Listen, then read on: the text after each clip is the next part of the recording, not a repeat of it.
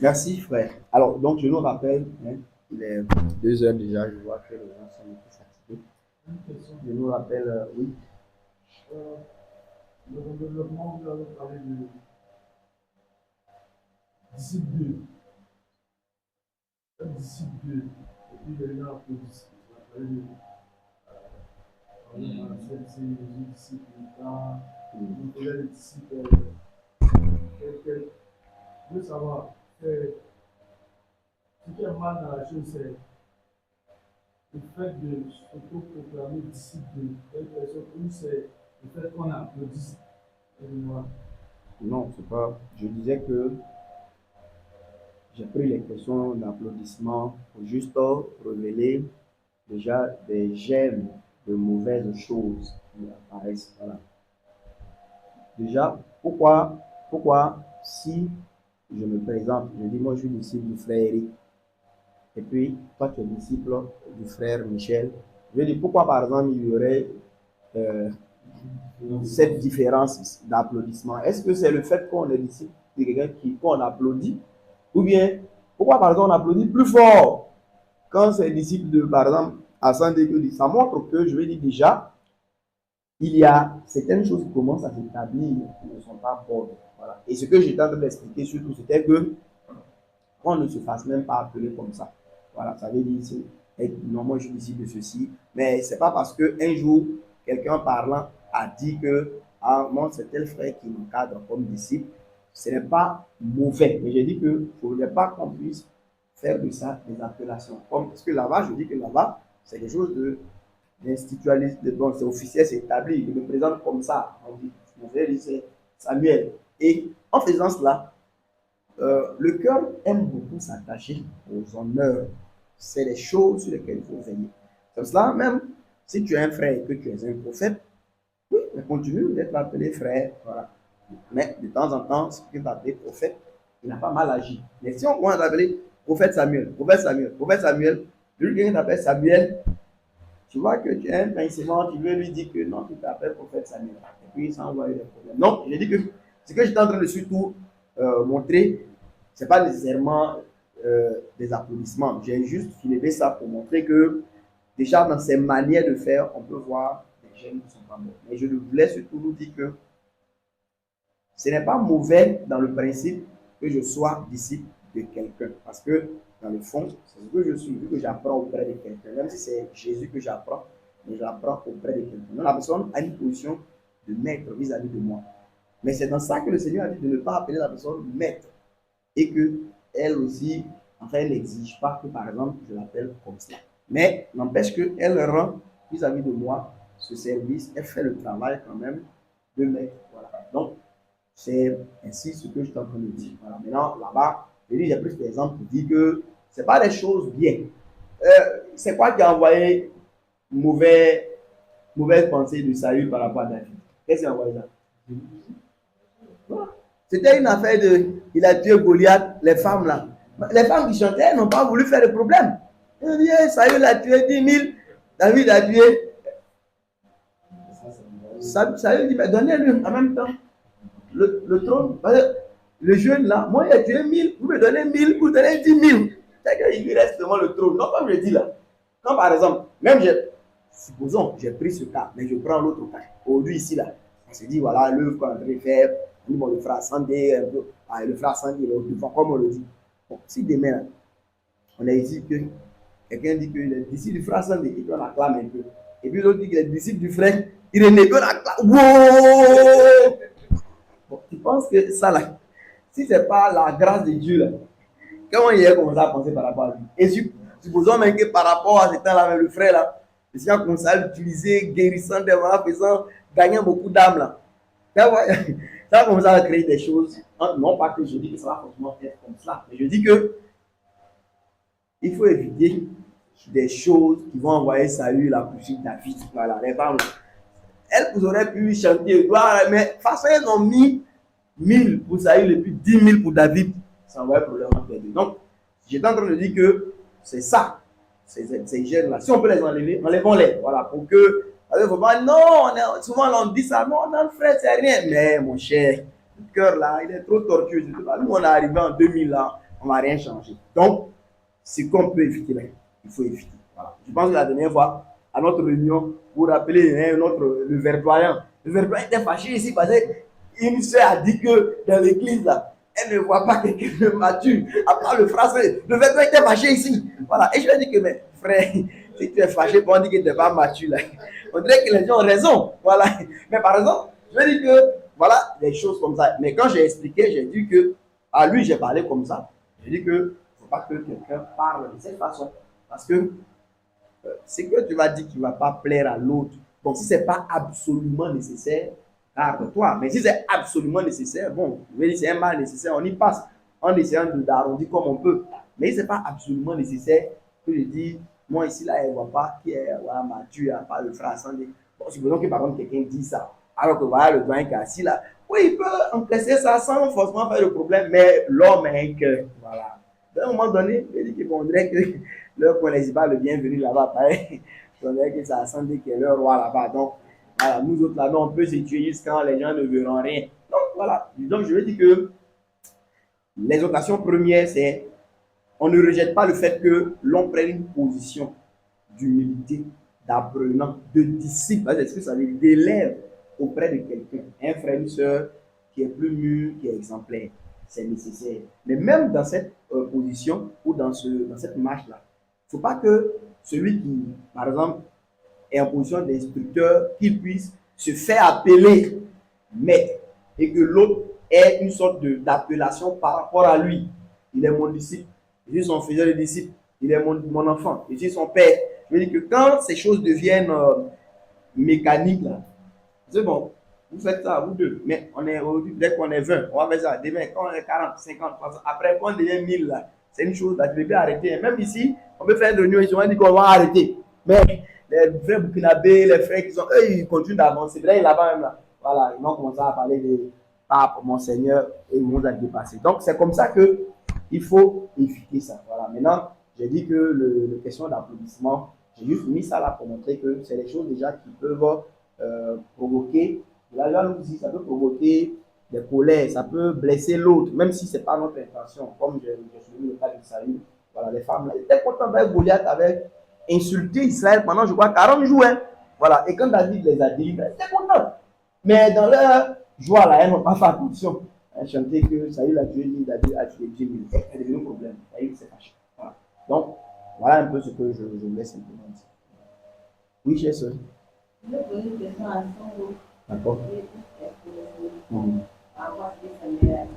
J'ai commencé par toi. Ah bon, d'accord. Par rapport à l'œuvre ici, est-ce que on va parler de vraiment une personne qui va parler d'une autre personne? Du moment où il y a plusieurs frères et selon ce qu'on a entendu aujourd'hui, c'est chacun de nous qui devons apporter au chose. Ouais. Donc, je dis que moi, je ne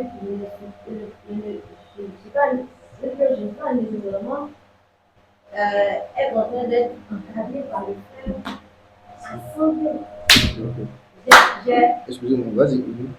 Voilà, je dis que normalement, du moment où je suis croyante et que je fais partie du corps de Christ, je fais partie de l'Assemblée, chacun des frères doit m'apporter. C'est vrai que le frère, il est peut-être celui qu'on suit en tant que dans le ministère qu'il a dans la parole, mais chacun doit aussi m'apporter. Que c'est comme ça normalement.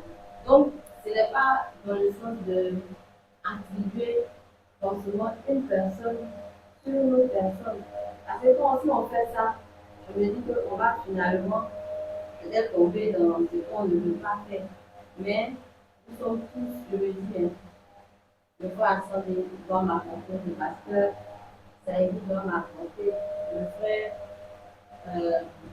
Michel doit aussi m'apporter. Et à ce niveau-là, je veux parler d'une chose. Voilà. Une chose, je ne sais pas si je vais pas y appeler ça, mais moi personnellement, à ce niveau, je pense que j'ai beaucoup reçu de frères. Une fois même, je l'ai dit, j'ai posé la question à Didier qui est plus là. Je lui ai dit que moi, je ne sais pas pourquoi, mais de les frères, j'estime que je n'ai pas reçu beaucoup, même plus de toi. Pourtant, je ne voyais pas dans. C'est pas dans la discussion de ne pas recevoir d'eux, mais je n'ai pas vu à leur niveau, eux, des pas. Mais c'est plutôt vers toi. Et comme j'ai vu aussi cette, je vais dire, c'est ce lien voilà, qui s'est créé facilement, je me suis plutôt tournée, je veux dire, toujours tournée vers toi. Mais j'étais aussi dans la position de recevoir des autres. Et il y a une chose aussi, moi, ça passe. Moi, par exemple, je suis maman, j'ai un fils. Voilà. Et c'est une chose même que j'avais exposée aux frères une fois que j'avais le rendre visite. Et puis, le frère Élie. Je dis, je suis une sœur de le Seigneur. C'est vrai qu'on me voit là, mais j'ai toute une vie. Et si par exemple je viens régulièrement aux réunions, que personne ne cherche à connaître ma vie, personne ne cherche à savoir ce que je vis, et que c'est seulement ma présence, ce que je fais pour l'œuvre du Seigneur, ce que je fais qui apporte. Quelque part, moi, je peux me mettre dans la position aussi où je me dis, au-delà de donner, aussi, j'ai besoin aussi de toi parce que je ne connais pas tout. Et j'ai besoin aussi que certaines choses ne soient compris. Et à ce moment-là, j'avais aussi la question de mon enfant qui était un problème pour moi. Et sincèrement, je me dis que c'est pas le frère à son contact pour l'enseigne. Je peux recevoir de lui la parole de Dieu pour ma marche. Mais côté de ma vie, là, vous comprenez? Ouais, vas-y. Voilà, côté de ma vie, je me dis qu'il y a des frères qui pouvaient aussi m'apporter, mais chose qui n'a pas été quelque part. Donc, je me dis que, comme le pasteur Saïd disait, il y a des besoins spécifiques. Et ces besoins spécifiques, si on n'a pas d'approche, on ne va pas les discerner pour savoir apporter. Donc, finalement, toute notre vie ne va que tourner autour de nos réunions qu'on va faire. Alors que moi aussi, tout ça, j'ai besoin, dans ma foi, des choses de Dieu et des autres pour pouvoir avancer. Ce n'est pas seulement la foi du genre écouter la parole, recevoir la parole, montrer que mon caractère est nouveau. Mais il y a des besoins aussi qui sont aussi nécessaires dans ma vie, dont j'ai besoin aussi de voir des autres dans mon chemin. Mais ce n'est pas, c'est au deuxième. Donc je ne le dis pas pour accuser, pas pour condamner, mais c'est pour donner comme exemple. D'accord. Donc je veux dire, pour parler pour rapport à ce que le frère a dit, pas nécessairement une personne qui sera à charge, voilà, d'une autre, voilà, de tout le monde. Donc, plus, comme le frère a dit, plus on est conscient de nos responsabilités, on va tenir une telle disposition que nous pouvons apporter pour les autres. Comme ça ça va tout marcher. Donc, par rapport au frère, à son goût, la question, tout à l'heure, tu parlais de cinéma, je pense que les deux camarades terminés. Tu as dit que tout le monde se tournait à raison de ascender, alors que ascender ne pas donner tout. Voilà. Donc, moi, je veux que tu dises concrètement, ascender ne pas donner tout. C'est dans quel sens?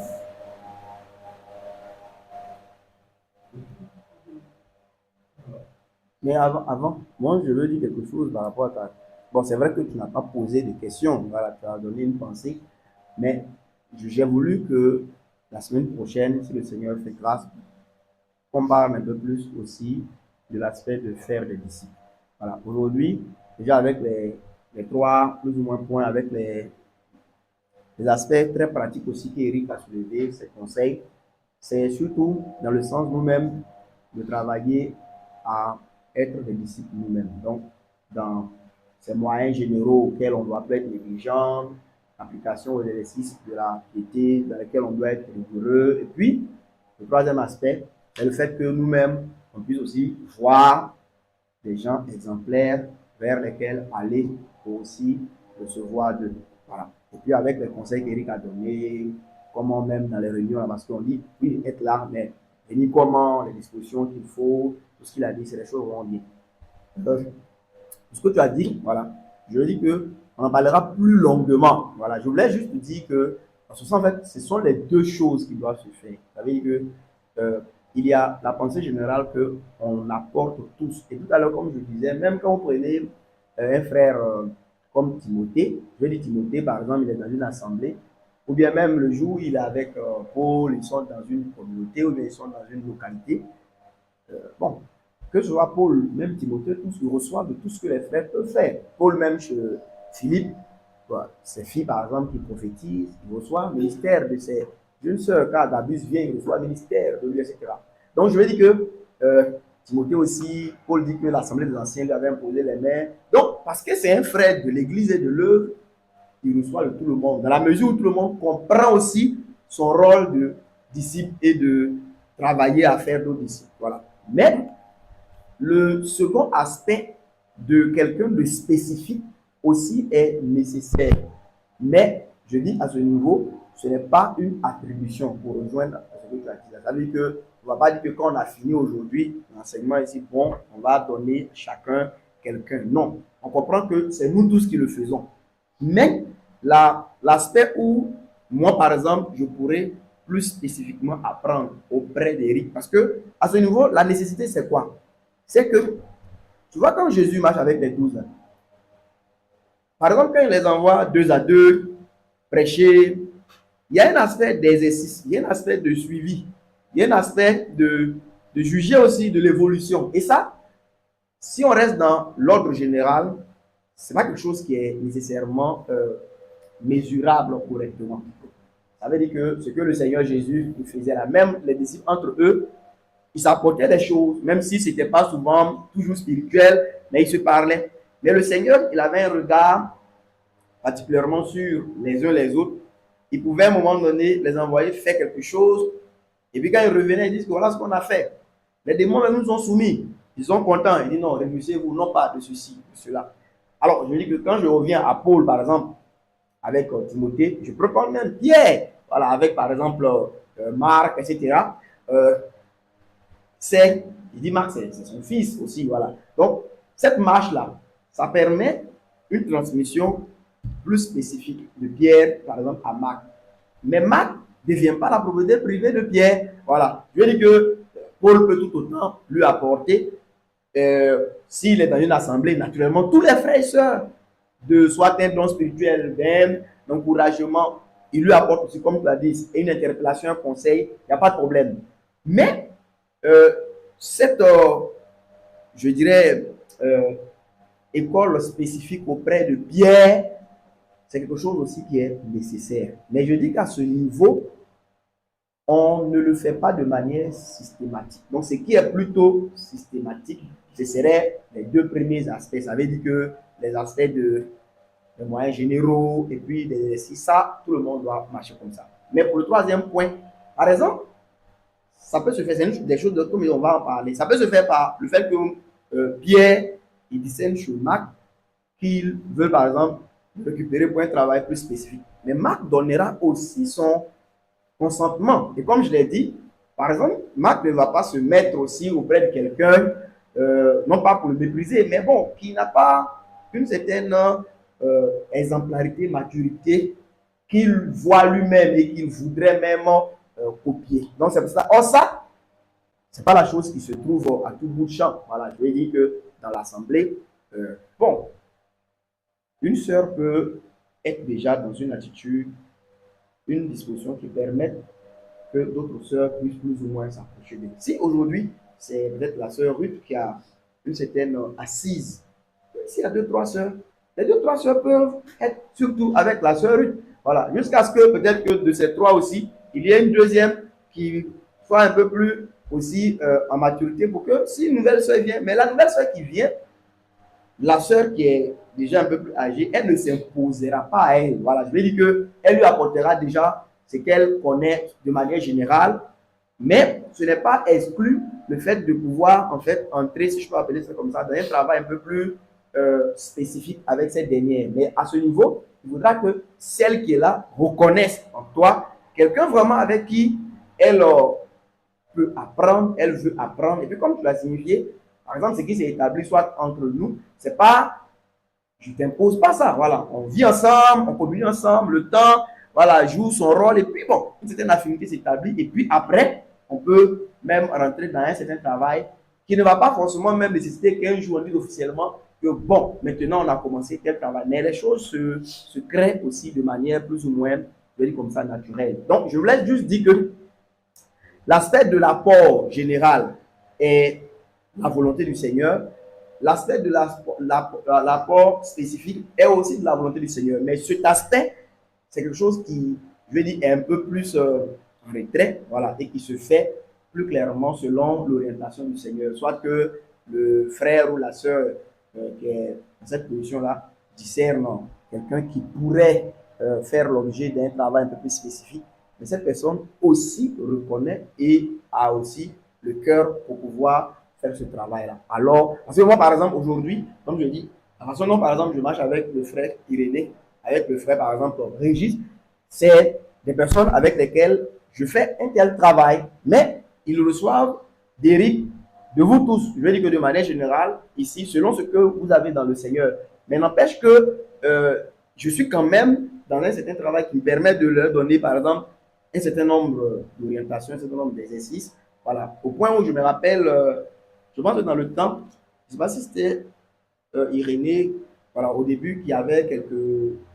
J'étais dans le groupe voilà, que le frère Eric avait, parce que le frère Eric avait un petit groupe de frères aussi qu'il encadre. Donc, parce qu'on on a parlé, nous deux, voilà, parce que bon, après, si Eric veut lui donner, par exemple, une certaine orientation, et que moi aussi, je veux lui donner, bon, finalement, ça coince, voilà. Donc, on s'est vu quand il dit ça coince, c'est que, bon, Eric peut, par exemple, lui demander de, sur cette semaine, c'est un exemple, c'est un exercice de pouvoir soit lire telle chose. Alors que moi, je voudrais que par exemple cette semaine-là, on puisse faire une autre chose qui va nécessiter du temps.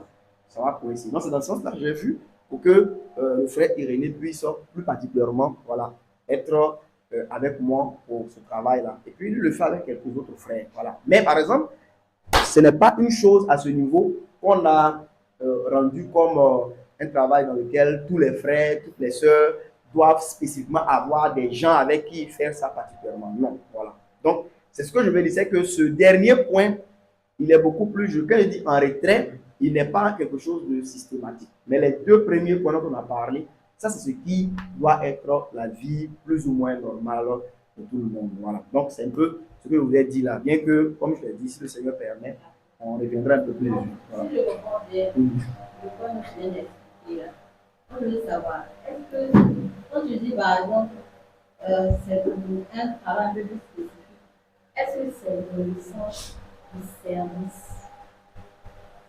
ou bien c'est de la niche? Quand il parle du service, par exemple, toi, en tant que secrétaire de Dieu, en tant que ministre de Dieu, en tant qu'apôtre, tu disais peut-être en une personne forte une aide. Donc, c'est quelqu'un qui va t'accompagner dans le service de Dieu, que tu mets à côté, en vue de lui inculquer certains principes dans le service, ou bien c'est juste une personne aussi à qui tu veux juste apprendre des choses comme ça. Voilà, parce que moi, je veux bien comprendre ça. Okay. Parce que, souvent, je pense que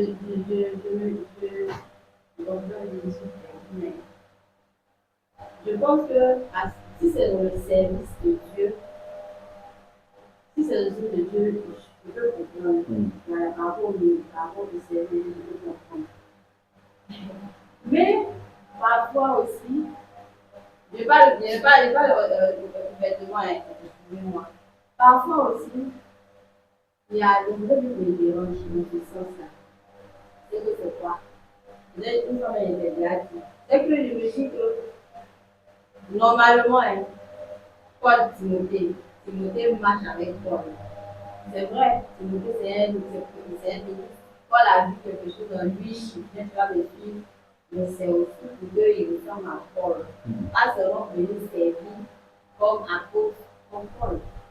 Mais souvent, les personnes, au lieu de regarder tout le contenu là, c'est plutôt le, le service. Voilà, la dernière fois, dans le frère, Nicolas, quand il posait ses questions, il disait c'était lié à comment lui va faire les autres disciples sans être Un prédicateur apôtre, comme ouais. toi. Donc, dans sa question, c'est comme si, s'il te suit, c'est comme si lui doit immédiatement devenir comme toi. Alors, c'est pas le cas, comme tu l'as dit. C'est ça. Tu vois. Donc, pourquoi je demande, est-ce que quand on va mettre quelqu'un à côté pour marcher en tant que disciple, c'est Dans le sens du service ou dans la vie normale même de... Ok. Alors, je vais dire un peu. Voilà, comme je dis, c'est des choses desquelles j'ai voulu parler un peu plus longuement. Mais je vais dire juste un peu. Je vais dire que, en fait, dans le fond, le service, tel que tu es en train de le dire là, en fait, c'est quelque chose qui n'est pas absent dans la vie de tous les enfants de Dieu. Voilà, normalement. Ça aussi, parce que comme Eric l'a dit, être disciple, ce n'est pas un programme spécial dans l'église, mais c'est la vie même de l'église qui est là. Et normalement, toi, par exemple, tu es une servante de Dieu parce que tu es une chrétienne, ainsi que la sœur Sabine.